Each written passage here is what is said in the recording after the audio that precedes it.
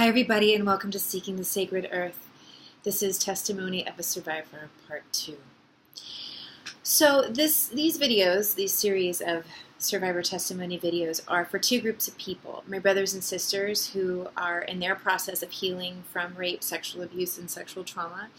And my brothers and sisters who have never experienced this kind of trauma and are open to the discussion that's happening right now in our country.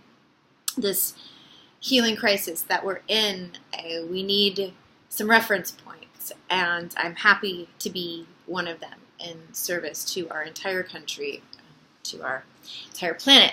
So let's get going. What happened to me was extremely disgusting, and that fact really impeded my ability to process and heal. I was so resentful of the fact that I had to deal with this, that this happened to me, and now I was not able to, I wasn't able to have a young adult life like normal people do. Starting to realize there's no such thing as normal. The absolute disgust at both my father and my family, the lineage he came from, the fact that I had his DNA, and then the worst part of it, which was that I must be disgusting, that it would happen to me, that he, my father, who was supposed to protect me, could do this to me, must mean that I am as disgusting as the act was. Enter toxic shame. And even though as I was in talk therapy, and I didn't go into like the extremes of what was happened, I just told my therapist I knew that I had been sexually abused as a child, and that's, I knew it was affecting things. I didn't get into the gory details in the, basically 20 years of talk therapy. But the shame that it had happened, that I carried this experience that was so disgusting. That was the worst part. I mean, literally, it makes me crawl even now, and I'm, really, this is something that I don't think about that often anymore, if you can believe it. But when I do think about it, like, I am brought back. It was dark. It was a horrible hole that no one could reach me in. This disgust and shame at my own body.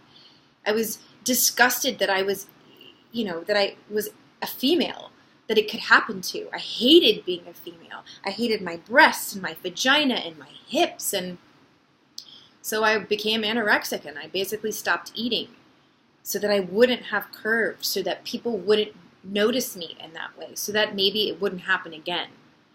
Because, right, that mentality when we haven't processed the trauma is that we are the ones who caused it, which we are not.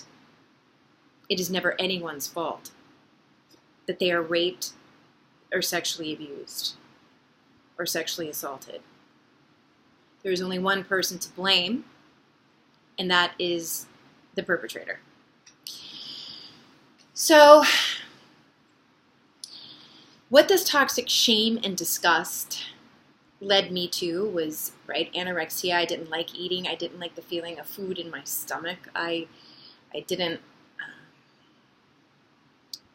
like that I was what you could perceive as beautiful or attractive, and I would often, I shaved my head after this experience. I often would color my hair, like, not,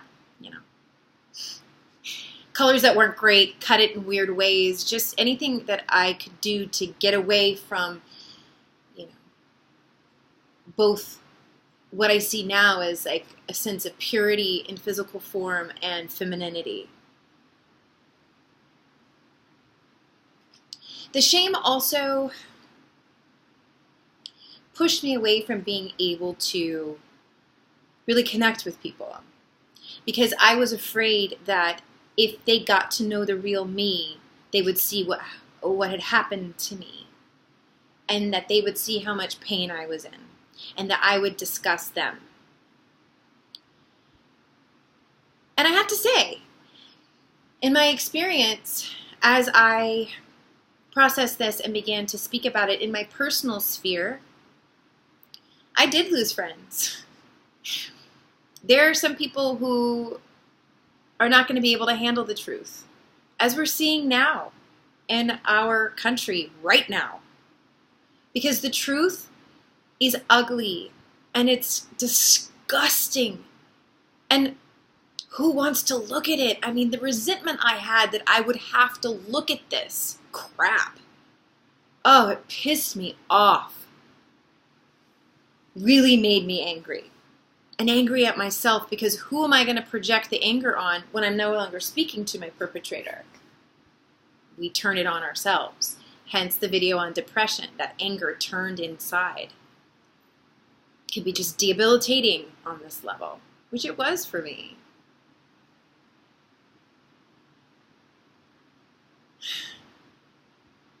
Looking back on shame, the research I've done about it, it is our lowest vibrational emotion / feeling that a human being could have.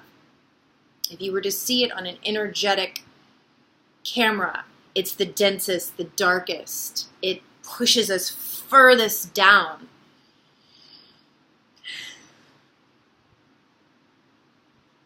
So that means we're all in for it right now. We've got to look at this shame. So I posted a blog post on the website SeekingTheSacredEarth.com, a poem by John Bradshaw. He actually adapted it. It's called Toxic Shame, and I really encourage you guys, if this video is resonating with you, to go to the blog and read this poem. Because we all face this on some level, whether you were raped or sexually assaulted or sexually abused. We live in a culture that is completely dominated by this vibration of shame. And it's the shame that keeps us from seeking help. It's the shame that keeps us from reporting. It's the shame that keeps us from saying, I am in pain, and I need you, fellow human being.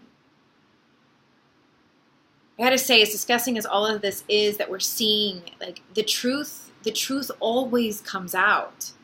From the microcosm to the macrocosm, I can see it in my own experience as a survivor and now a thriver, that truth was not going to lay dormant.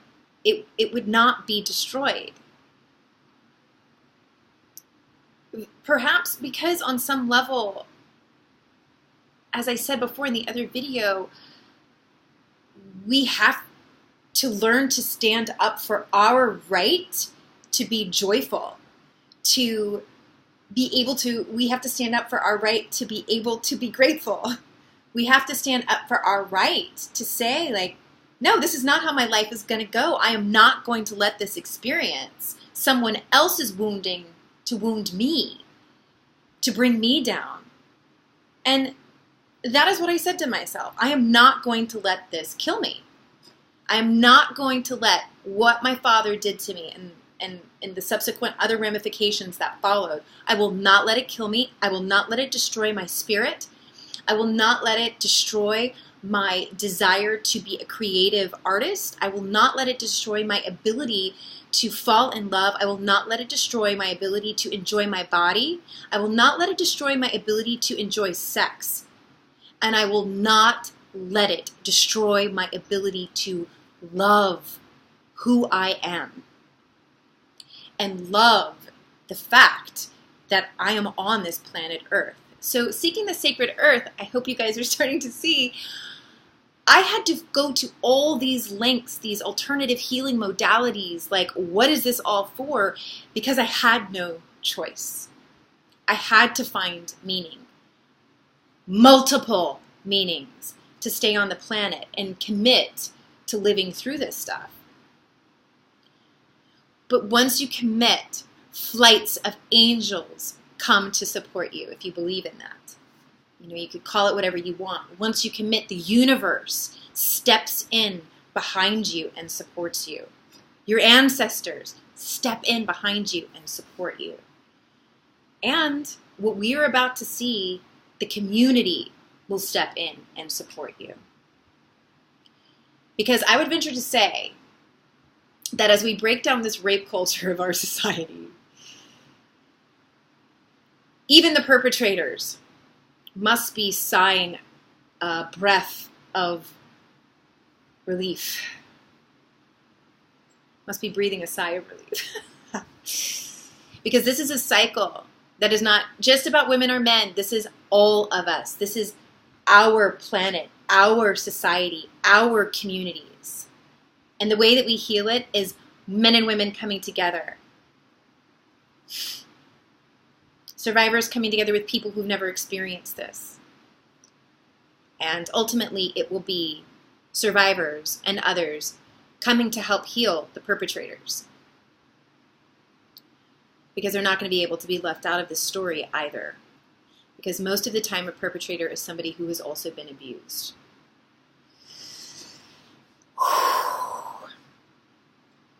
So this is a survivor's testimony, part 2. For all of you who are in the process of coming to terms with what happened to you, if you have survived these gruesome scenarios, hats off to you. It is the most incredible learning, expansive journey that you could ever imagine. And that's why, and this may be controversial to say, that's why at the end of the day, it's going to be your greatest blessing. Because these experiences force us to seek out deeper, greater meaning and purpose in our lives. And that's what makes this world powerful and magical and worth being a part of.